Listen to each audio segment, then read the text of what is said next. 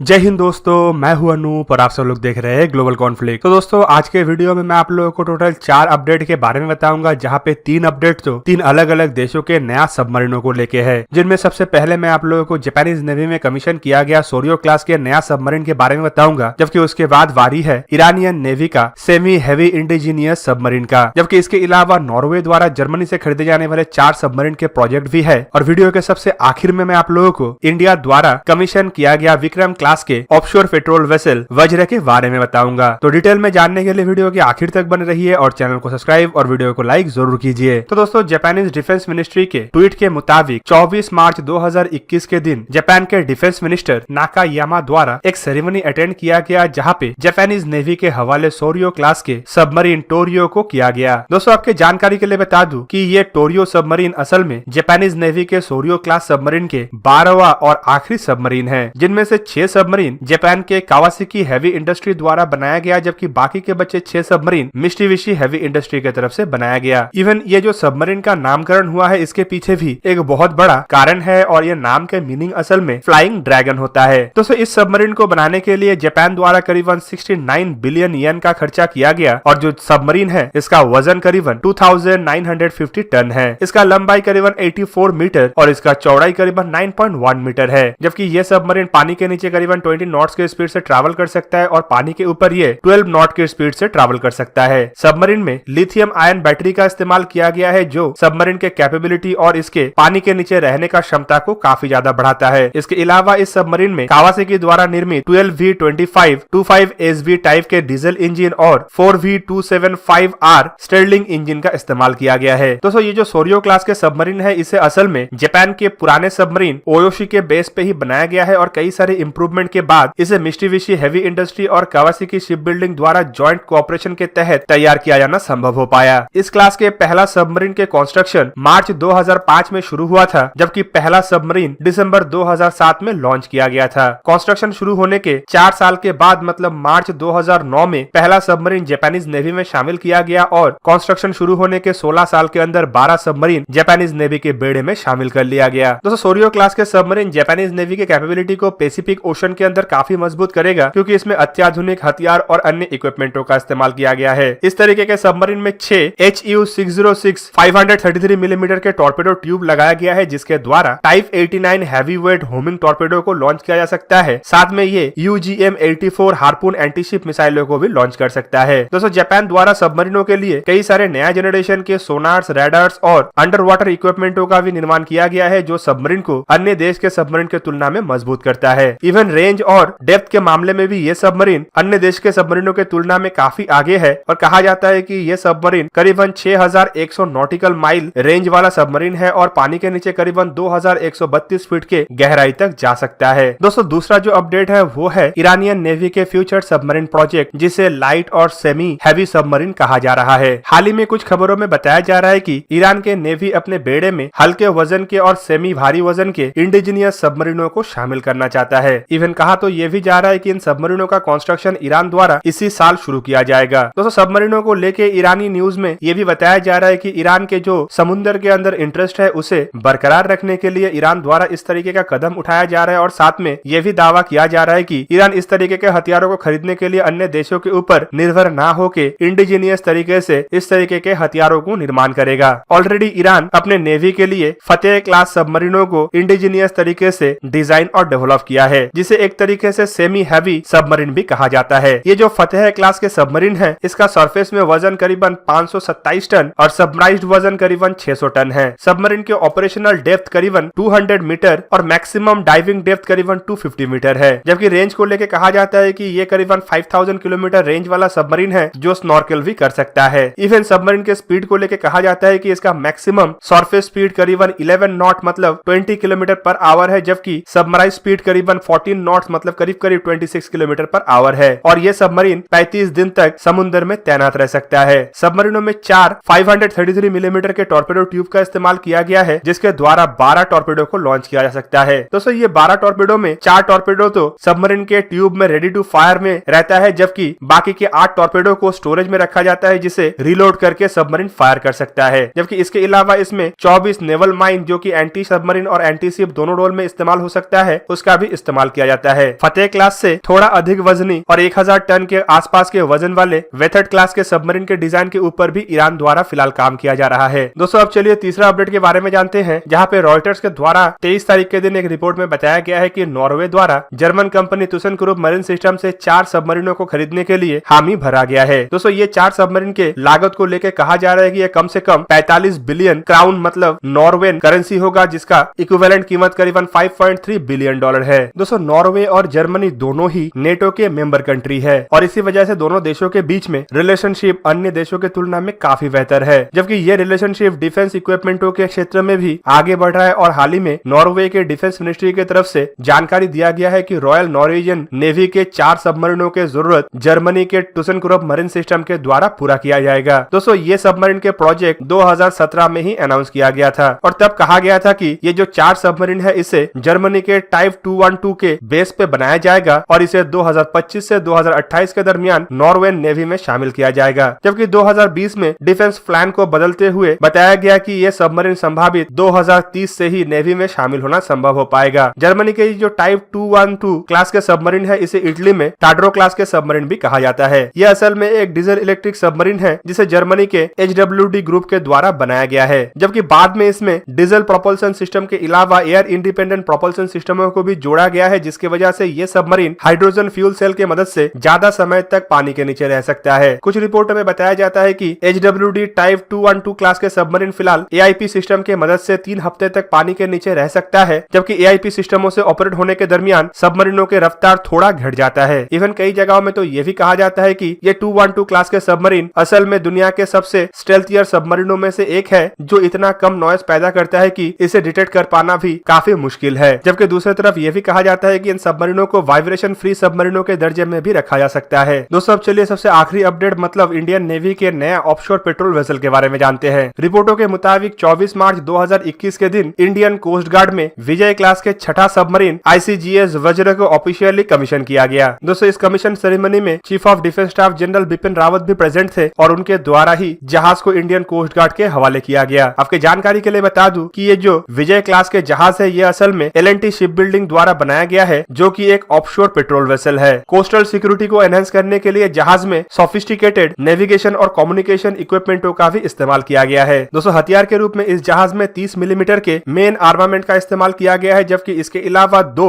FCS control मतलब fire control system वाला 12.7 millimetre के SRGC गन मतलब स्टेबलाइज्ड रिमोट कंट्रोल गन का इस्तेमाल किया गया है। जबकि कुछ हाईटेक फीचरों में जहाज में integrated bridge system, high power sternal fighting system, बाव थ्रस्टर और ऑटोमेटेड पावर मैनेजमेंट सिस्टम को इस्तेमाल किया गया है। दोस्तों इस जहाज में एक फ्लाइट डेक का भी इस्तेमाल किया गया है, जो 2 इंजन वाले हेलीकॉप्टरों को भी ऑपरेट कर सकता है, जिन हेलीकॉप्टरों के पास दिन और रात दोनों वक्त में ही फ्लाई करने का क्षमता हो। जबकि इसके अलावा इसमें 4 हाई स्पीड बोर्ड और 2 रिजिड हल वाला इनफ्लेटेबल बोर्ड का इस्तेमाल किया जाता है, जिसका इस्तेमाल search and rescue mission, law enforcement और मैरीटाइम पेट्रोलिंग जैसे मिशनों में किया जा सकता है। जहाज में MTU 8000 सीरीज के इंजन का इस्तेमाल किया गया है, जिसके मदद से ये जहाज 26 नॉट के स्पीड से ट्रैवल कर सकता है, जबकि इसका एंड्योरेंस करीबन 5000 नॉटिकल माइल है। दोस्तों इस जहाज को ऑपरेट करने के लिए 14 ऑफिसर और 88 क्रू मेंबर का जरूरत पड़ता है, जबकि ऐसा टोटल 7 जहाज इंडियन कोस्ट गार्ड के लिए बनाया जा रहा है। दोस्तों इस क्लास के जहाज का लंबाई करीबन 97 मीटर और चौड़ाई करीबन 15 मीटर है, जबकि इसका ड्रॉट करीबन 3.6 मीटर और इसका वजन करीबन 2140 किलो और इसका वजन करीबन 2140 टन है। जबकि जहाज का रफ्तार 12 से 14 नॉट मतलब करीबन 22 से 26 किलोमीटर पर आवर है। तो दोस्तों ये था आज का वीडियो। अगर आपको वीडियो अच्छा लगा तो लाइक कीजिए और मेरे चैनल को सब्सक्राइब कीजिए और साथ में बना हुआ बेल आइकन को भी प्रेस कर दीजिए, ताकि आप मेरा वीडियो देख पाए सबसे पहले। जय हिंद।